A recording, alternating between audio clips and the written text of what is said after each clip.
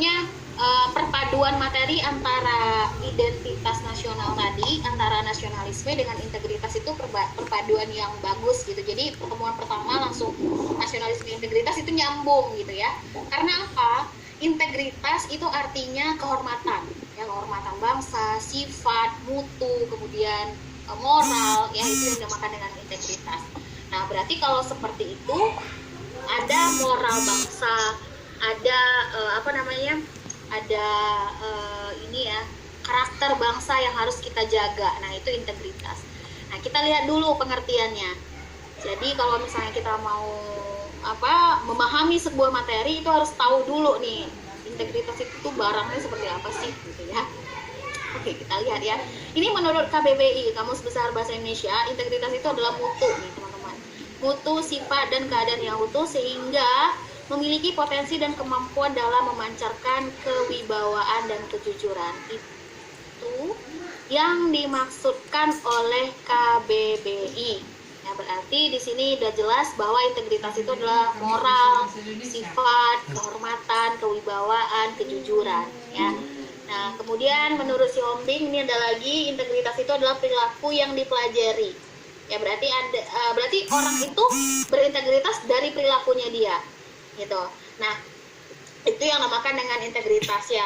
Tapi kalau integritas nasional, nah ini dia nih. Integritas nasional itu merupakan keutuhan prinsip moral dan etika bangsa dalam kehidupan bernegara. Ya, ini yang dinamakan dengan integritas nasional ya, merupakan keutuhan prinsip moral dan etika bangsa dalam kehidupan bernegara. Jenis-jenis integritas itu ada 4 teman-teman. Ya, ada integritas individu, ada integritas sosial, ada integritas bangsa, dan ada integritas global. Sebenarnya ini tuh kalau bisa dikasih tanda panah tuh kayak dia tuh berkesinambungan gitu. Jadi dari individu dulu ke sosial atau masyarakat, kemudian ke integritas bangsa, baru kemudian terakhir adanya integritas global. Nah, nanti kita fokus kepada integritas bangsa. Ya, nah sekarang apa sih yang dimaksud dengan integritas individu? Nah, kalau integritas individu, kan tadi integritas itu udah jelas ya, mutu, sifat, moral, itu berarti itu sifat, moral seseorang. Itu jadi cerminan pribadi seseorang. Karena kita berada di negara Indonesia, berarti cerminan kita adalah cerminan integritasnya itu lebih kepada fleksibel, kemudian moralnya baik, kemudian menjunjung tinggi nilai-nilai luhur. Nah, itu pribadi, itu integritas individu. Jadi seseorang dikatakan berintegritas ketika dia fleksibel dan bernilai, ya, mampu menjalankan nilai-nilai luhur yang dia pedomani gitu. Kemudian integritas sosial. Kalau integritas sosial ini adalah integritas masyarakatnya gitu, perlakuan masyarakatnya. Ya, nah ini. Jadi integritas sosial ini adalah perlakuan masyarakatnya atau wujud komitmen masyarakat dalam memegang prinsip-prinsip hidup menuju masyarakat yang madani, maju, modern, ya. Jadi kadang gini ya, misalnya nih ada kampung A dengan kampung B, ini bersebelahan nih, tetanggaan. Tapi terkadang ya di kampung A itu lebih banyak pencurian daripada kampung B. Nah, berarti interaksinya lebih bagus di kampung C, karena kampung A lebih banyak pencuriannya, berarti lebih berintegritas kampung B-nya gitu ya. Jadi nih, prinsip-prinsip hidup bermasyarakat itu misalnya kesejahteraannya, kemudian fleksibilitasnya, kerukunannya, ya, itu yang ada di integritas sosial. Jadi saling menghargai, toleransi, menjaga kerukunan, ya, saling bekerjasama dan lain-lain. Ini adalah indikator integritas sosial atau integritas masyarakat. Nah, kemudian yang ketiga itu ada namanya integritas bangsa. Kalau integritas bangsa itu merupakan wujud komitmen sebagai warga negara terhadap prinsip moral dan etika. Nah, jadi teman-teman, integritas bangsa ini tuh ada 2, ya. Yang pertama itu adalah ketika dia menjadi negara yang bergaul dengan negara lain, ya. Kemudian yang kedua itu adalah ketika dia negara mengurus warga negaranya. Nah, ini kelihatan di sini nih integritasnya. Negara mengurus warga negaranya, bagaimana dia memperlakukan warga negaranya, melayani warga negaranya. Nah, di sini wujud komitmen sebagai warga negara terhadap prinsip moral, kemudian menyadari realitas bangsa yang multikultural. Nah, kan tadi ada kaitannya dengan nasionalisme itu, ya, identitas bangsa, karakter bangsa kita yang multi agama, kemudian menjaga persatuan, keutuhan bangsa, rela berkorban untuk kepentingan bangsa dan negara. Nah, jadi tambahannya bahwa integritas bangsa itu dilihat dari bagaimana cara dia bergaul dengan dunia internasional, dengan negara-negara tetangga atau negara-negara yang kita jalin hubungan diplomatik di sana, dan juga bagaimana negara itu mengurus warga negaranya. Nanti kita lihat lebih lanjut integritas bangsa ini seperti apa. Nah, kemudian integritas global. Kalau integritas global itu adalah wujud komitmen warga negara itu menjadikan bumi itu sebagai tempat tinggal bersama. Nah, ini nih, menjadikan bumi itu sebagai tempat tinggal bersama. Ini nih dia di sini, teman-teman. Ya, bumi sebagai tempat tinggal satu-satunya untuk hidup. Ya. Tapi sekarang orang sudah mencanangkan ke Mars ya, teman-teman. Jadi kita nanti udah bisa nih daftar diri untuk tinggal di Mars. Jadi nggak ada CPNS, kalau mungkin ada CPNS di Mars ya. Ya, oke, itu yang namanya integritas global. Artinya apa? Nah, jadi integritas global ini ketika semua negara, semua warga dunia itu bersepakat dalam menjaga kelestarian bumi, kemanusiaan. Ya, jadi dimanapun manusia itu berada, dia merasa aman gitu, karena itu merupakan tempat tinggalnya dia gitu. Jadi itu yang dinamakan dengan integritas global. Nih kayak gini nih, mengembangkan kerjasama antar negara untuk menciptakan kemakmuran bersama dan juga menjaga perdamaian dunia. Itu integritas. Nah, sekarang kita masuk kepada implementasi dari integritas itu. Kira-kira nih soal-soal yang mengarahnya ke integritas itu kayak gimana sih bentuknya gitu ya. Kalau dilihat dari materinya, nilai-nilai aktualisasi ini sama dengan implementasinya atau dalam prakteknya ya dalam kehidupan sehari-hari. Yang pertama itu penguatan etika dan integritas. Nah, di sini terletak pada beberapa hal, yakni transformasi nilai-nilai agama, nilai-nilai Pancasila, meluruskan tata nilai dalam masyarakat, menegakkan supremasi hukum dan kurikulum berbasis karakter. Nah, transformasi nilai-nilai agama, kayak misalnya sekarang ya, negara kita tuh lagi gencar-gencarnya pemerintah tuh berperang dengan radikalisme katanya gitu ya. Karena radikalisme itu membuat kita menjadi tidak aman, karena di situ radikal itu adalah suatu pemahaman yang sangat kuat, kemudian itu dapat memicu perpecahan gitu ya.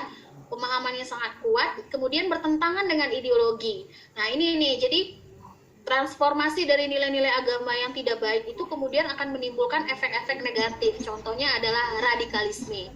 Ya, jadi harus ada nih penguatan transformasi nilai-nilai agama yang baik gitu untuk penguatan integritas kita. Karena malu juga kan kita negara yang banyak agamanya, terkenal dengan Bhinneka Tunggal Ika-nya, tiba-tiba diberitakan ada radikalisme, teroris dan lain-lain, itu sangat mengganggu kehormatan bangsa kita. Nah, kemudian nilai-nilai luhur Pancasila ya, aktualisasi, maksudnya penerapannya dalam kehidupan sehari-hari, baik nilai sila 1, sila 2, sampai sila kelima. Kemudian meluruskan tata nilai dalam masyarakat. Nah, jadi integritas itu meluruskan tata nilai dalam masyarakat. Contoh misalnya ada nih, misalnya nilai-nilai masyarakat itu yang sangat menjunjung tinggi kasta. Misalnya masih ada nih di Indonesia itu yang kalau misalnya dia itu semakin tinggi status sosialnya, maka misalnya dalam upacara-upacara adat tertentu dia itu menjadi yang terbaik misalnya kayak gitu. Nah, itu aktualisasi meluruskan tata nilai yang ada dalam masyarakat.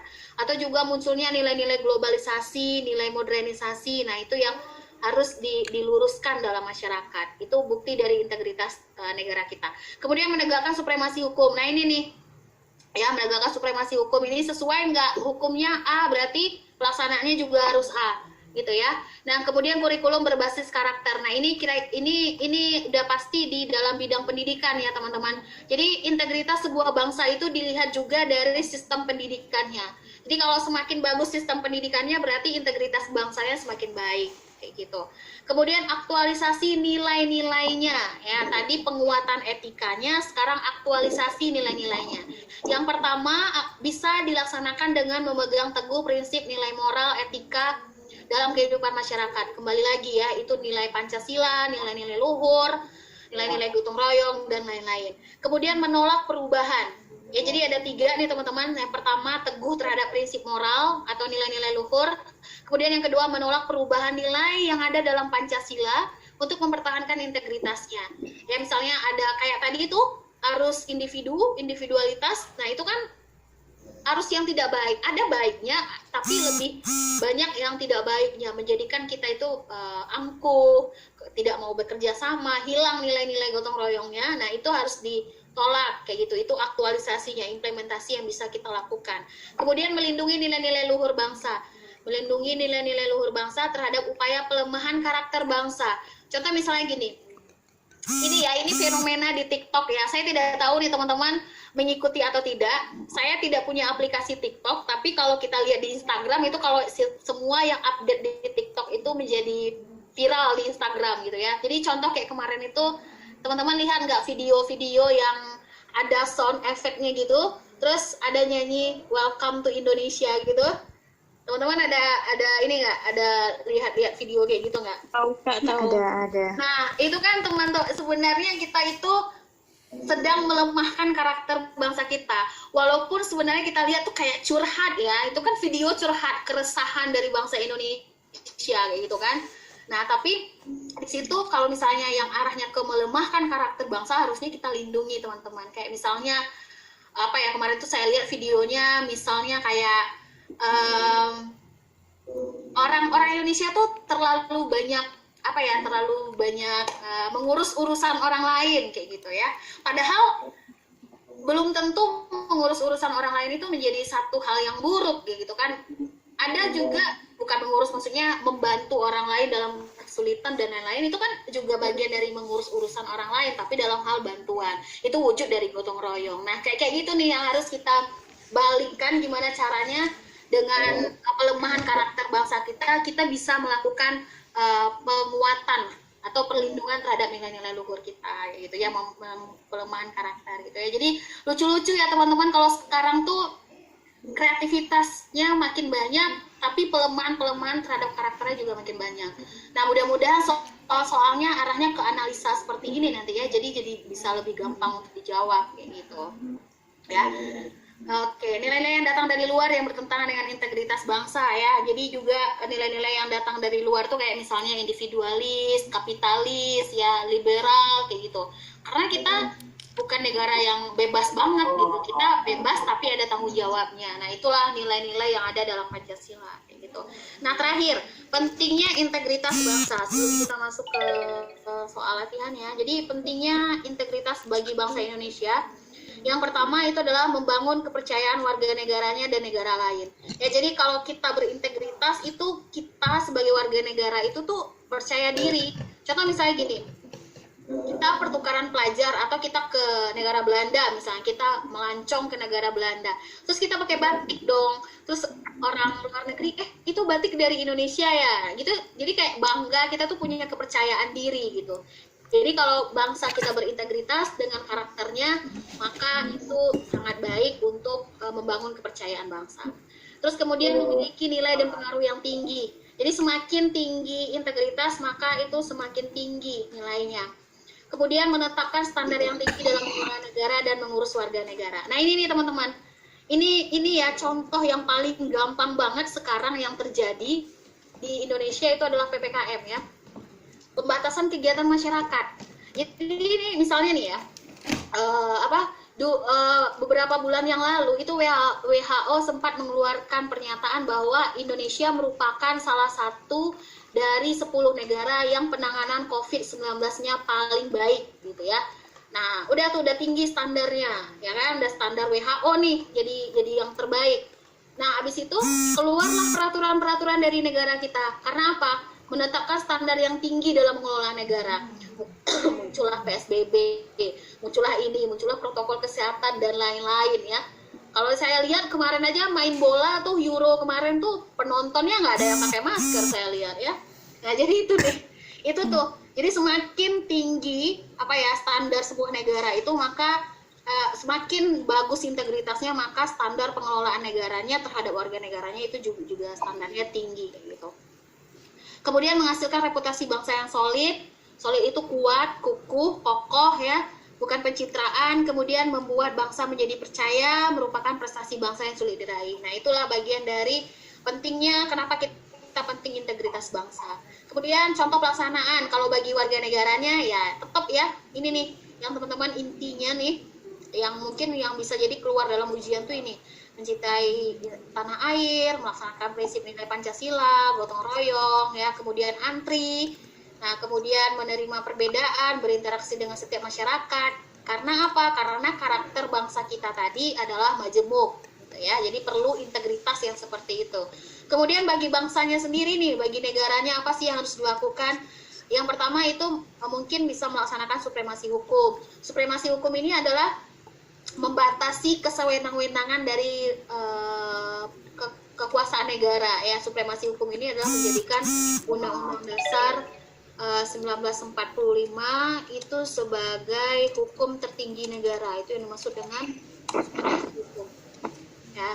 Nah kemudian menegakkan keadilan, kemudian melindungi nilai-nilai bangsa Indonesia dari budaya luar yang dapat merusak ya, kemudian melindungi warga negara di luar negaranya. Nah saya kayak pelajar-pelajar di luar negeri atau juga TKI di sana itu harus dilindungi. Kemudian Itu upload lah YouTube je kan. Itu hapus.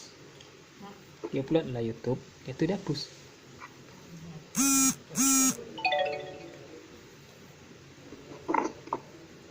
Dia upload video ni dalam YouTube.